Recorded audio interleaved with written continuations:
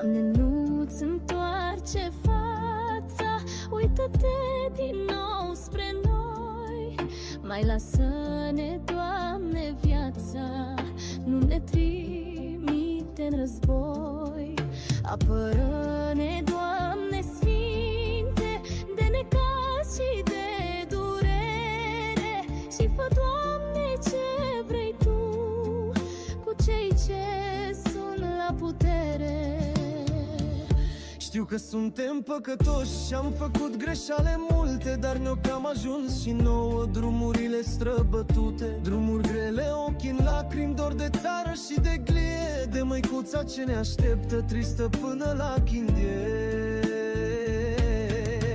Doamne, nu-ți întoarce fața, uită-te din nou spre noi.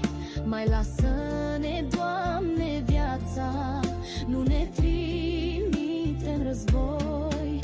Apără-ne, Doamne Sfinte, de necaz și de durere, și fă, Doamne, ce vrei Tu cu cei ce sunt la putere. Știu că avem păcate, Doamne, Tu ne iartă dacă poți. Dă-ne, Doamne, biruință în fața acestor hoți. Dacă poți și dacă vrei, scapă-ne de acești mișei, de calicii ce vor bani, tot de la oameni sărmani. Doamne, nu-ți întoarce fața, uită-te din nou spre noi. Mai lasă-ne, Doamne, viața, nu ne trimite în război. Apără-ne, Doamne Sfinte, de necaz și de durere, și fă, Doamne, ce vrei Tu cu cei ce sunt la putere.